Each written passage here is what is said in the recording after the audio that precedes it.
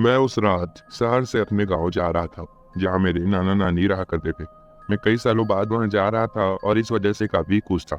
जिस ट्रेन के बर्थ में मैं बैठा था, उसमें मेरे अलावा एक और बूढ़ा आदमी बैठा हुआ था। वो अपनी किताब पढ़ने में लगा था और मैं बैठे हुए बस कुछ पुराने गाने सुन रहा था कि तभी उन्होंने कहा, कहाँ जा रहे हो बेटा? मैंने उन्हें बताया कि मैं अपने गांव जा रहा हूं और इसी के साथ हमारी बातचीत शुरू हुई। उन्होंने पूछा कि मैं कौन से स्टेशन पर उतरने वाला हूं, तो मैंने कहा कि मैं आने वाले अगले स्टेशन पर ही उतर जाऊंगा। मेरा गांव उस स्टेशन से 15 से 20 किलोमीटर दूर था और मुझे लेने के लिए मेरे मामा जी आने वाले थे। यानी मुझे अगले स्टेशन पर उतरकर उनका इंतजार करना था। ये सब जानकर ही पता नहीं क्यों उस बूढ़े आदमी के चेहरे का रंग उड़ गया। उसने कहा, बेटा इतनी रात को तुम उस सुनसान स्टेशन पर उतरने वाले हो, थोड़ा संभल के रहना।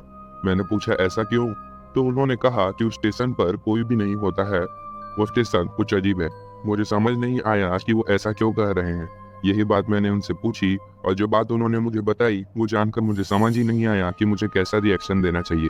उन्होंने कहा, बेटा असल में 2 साल पहले उस स्टेशन पर एक लड़की ने ट्रेन के नीचे आकर आत्महत्या की थी और तभी से वहाँ कुछ अजीब सी चीजें होने लगी। इसलिए कोई भी उस स्टेशन पर उतरना नहीं चाहता, खासकर रात के समय में। मैंने कहा कि ये सब मन का वहम होगा और कुछ नहीं, क्योंकि मैं ऐसी बातों पर यकीन नहीं करता हूँ। पर उन्होंने कहा, मैं भी नहीं करता था बेटा, लेकिन जब मैंने खुद कुछ महसूस किया तो मैं यकीन करने लगा। अगला स्टेशन आने में करीब आधे घंटे का समय था और इसलिए मैंने उनसे पूछा कि क्या हुआ था उनके साथ, और तब उन्होंने अपनी आप बीती मुझे बताई। उन्होंने कहा, मैं उसी स्टेशन पर 5 साल से मास्टर का काम कर रहा था। ये बात 2 साल पहले की है, जब उस लड़की ने आत्महत्या की। और उसके बाद मैंने वहां जो महसूस किया वो आज भी मेरे रोंगटे खड़े कर देता है। नाइट ड्यूटी थी मेरी। एक रात की बात है जब मेरे अलावा उस स्टेशन पर कोई भी नहीं था। उस रात कोई ट्रेन नहीं चल रही थी और इसलिए मैं अपने कैबिन में बैठा कुछ काम कर रहा था कि तभी किसी ने मेरे कैबिन का दरवाजा खटखटाया। मैंने दरवाजा खोला लेकिन देखा कि बाहर कोई नहीं था। दूर दूर तक दिखने पर भी कोई नजर नहीं आ रहा था। मैं वापस अंदर जाने ही वाला था कि तभी मुझे कुछ आवाज सुनाई दी। मैंने इधर उधर देखा और तभी पटरी पर मुझे कोई खड़ा हुआ नजर आया। वो मेरी तरफ पीठ करके खड़ी हुई थी। मैं उसकी तरफ बढ़ने लगा। वो अपनी जगह पर ही खड़ी हुई थी। फिर तभी मुझे एक आवाज आई। मैं वो आवाज सुनकर दंग रह गया, क्योंकि उस समय कोई भी ट्रेन नहीं आने वाली थी और स्टेशन पूरा सुनसान पड़ा हुआ था। मुझे कुछ समझ नहीं आया कि क्या हो रहा है। वो लड़की पटरी पर खड़ी थी। तभी दूर से ट्रेन की रोशनी दिखाई दी। ट्रेन उसी पटरी पर आ रही थी जिस पर वो लड़की खड़ी हुई थी। मैंने उसे पुकारा, उसे हटने के लिए कहा, लेकिन वो लड़की हटी नहीं, मानो सुसाइड करने के लिए खड़ी हो। मैं उसकी तरफ भागने लगा, लेकिन इससे पहले कि मैं उस तक पहुंच पाता, वो ट्रेन उसके नजदीक पहुंच गई और उसके ऊपर से होकर गुजर गई। मैं अपनी जगह पर जम सा गया।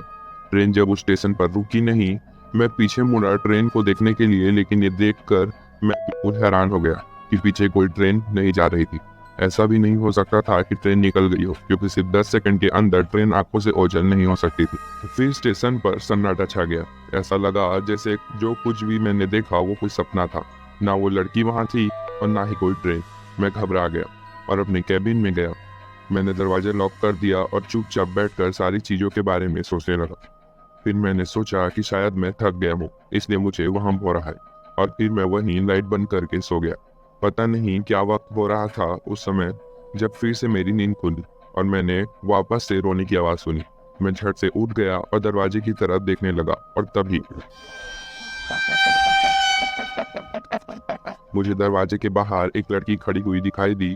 वो दरवाजा कांच का था। वो लड़की दरवाजे की ओर पीट करके खड़ी थी और रो जा रही थी। मुझे समझ नहीं आया कि अब मैं क्या करूं। मेरे रोंगटे खड़े हो गए थे। फिर वो लड़की दरवाजे के सामने से हट गई और शायद कहीं जाने लगी। मैं भी दरवाजे के पास गया और बाहर की तरफ देखने की कोशिश करने लगा। वो लड़की कहीं नहीं दिखी। फिर मैंने कांपते हुए हाथों से दरवाजा खोला और बाहर निकला। तभी पायल की आवाज सुनकर मेरे पसीने छूट गए। मैं उधर उधर देखने लगा। तभी वही लड़की वापस से मुझे पटरी की ओर जाते हुए नजर आई और मैं जल्दी जल्दी उसके पीछे जाने लगा, ये पता लगाने कि आखिर वो कौन है और वहाँ ऐसे क्यों घूम रही है।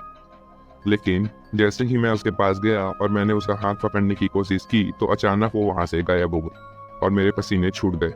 मैं एकदम से घबरा गया और मैंने 1 मिनट भी गवाए बिना वहां से निकलना सही समझा। मुझे फिर 2 दिन तक बुखार रहा। बार बार मुझे उसी लड़की के सपने आ रहे थे, इसलिए मैंने वहाँ का काम ही छोड़ दिया। उन स्टेशन मास्टर की सारी आपबीती सुनकर मेरे रोंगटे खड़े हो गए और तभी मेरा स्टेशन भी आ गया। उन मास्टर ने मुझे संभल के रहने के लिए कहा और मैं उतर गया। ट्रेन वहां से जाने लगी और मैंने देखा कि उस स्टेशन पर कोई पैसेंजर नहीं था और ना ही कोई और नजर आ रहा था। मामा जी ने कहा था कि वो यहीं पर आकर मुझे ले जाएंगे, इसलिए मैं वहीं पर बेंच पर बैठ गया।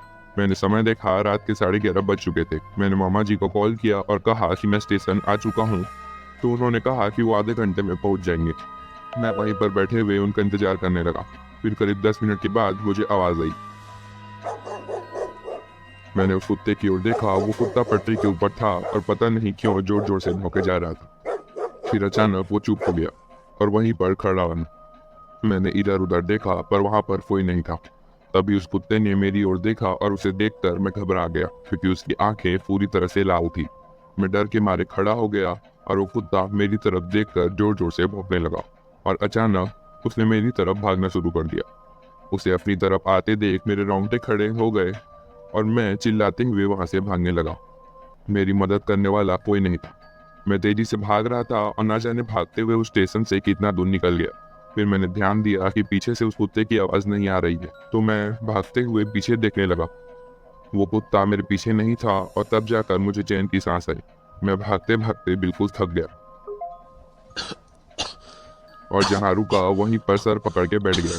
न जाने मैं वहाँ कितने देर बैठा था। फिर मुझे ख्याल आया कि मामा जी स्टेशन पर आ गए होंगे और मुझे तुरंत वहाँ जाना चाहिए, तो मैं वापस आने लगा। करीब 10 से 15 मिनट लग गए मुझे वापस आने में। मुझे लगा नहीं था कि मैं भागते हुए इतनी दूर चला गया था। फिर जब मैं वापस स्टेशन के पास आया तो देखा कि अभी तक मामा जी आए नहीं थे और डर के मारे मेरी हालत खराब हो रही थी। फिर इतने में ही मैंने कुछ ऐसा देखा जिसे मेरी रूह कांप गई, और वो चीज मुझे आज तक सपने में परेशान करती है। मैंने देखा एक लड़की पटरी पर बैठी हुई थी। उसने मेरी तरफ पीट कर रखी थी। उसके कंधे अजीब तरीके से हिल रहे थे, मानो वो रो रही। मुझे मास्टर की बात याद आ गई, इसलिए मेरी हिम्मत नहीं हुई उसके पास जाने की। मैं काफी देर से वहां खड़े होकर उसे देखता रहा, लेकिन वो वहां से हिलने का नाम नहीं ले रही थी। फिर मैंने सोचा एक बार जाकर देखा जाए, तो मैं उसकी ओर जाने लगा। मेरे हाथ पैर कांप रहे थे। मैं उसके पास पहुंचा, लेकिन मैंने उसे आवाज नहीं दी, बस उसके सामने की तरफ जाने लगा और जैसे ही उसके सामने पहुंचा मेरे मुंह से चीख निकल गई। उस लड़की के आधे पैर कटे हुए थे और वो सर नीचे करके रो रही थी। मैंने कुछ सोचा नहीं, बस वहां से स्टेशन के बाहर की ओर भागने लगा। जैसे ही स्टेशन से बाहर निकला, बाहर मुझे मेरे मामा खड़े हुए मिले और तब जाकर मुझे सांस आई। मैं डर के मारे बुरी तरह से कांप रहा था। उसी वक्त मुझे बुखार चढ़ गया और मेरे मामा जी भी घबरा गए। मैंने उन्हें जैसे तैसे करके पूरी बात बताई और उनके चेहरे का रंग भी उड़ गया। फिर हम तुरंत उनकी बाइक में बैठकर वहां से निकल गए। मुझे आज भी वो हादसा याद आता है और मेरे रोंगटे खड़े हो जाते हैं। उस हादसे के बाद मैं कभी भी रात के समय में उस स्टेशन पर नहीं उतरा। उम्मीद है आपको ये स्टोरी अच्छी लगी होगी। अगर पसंद आई तो इस स्टोरी को एक लाइक करके हमारे चैनल को सब्सक्राइब जरूर कर लीजिएगा, ताकि आपको ऐसी ही रोचक कहानी सुनने को मिलती रहे।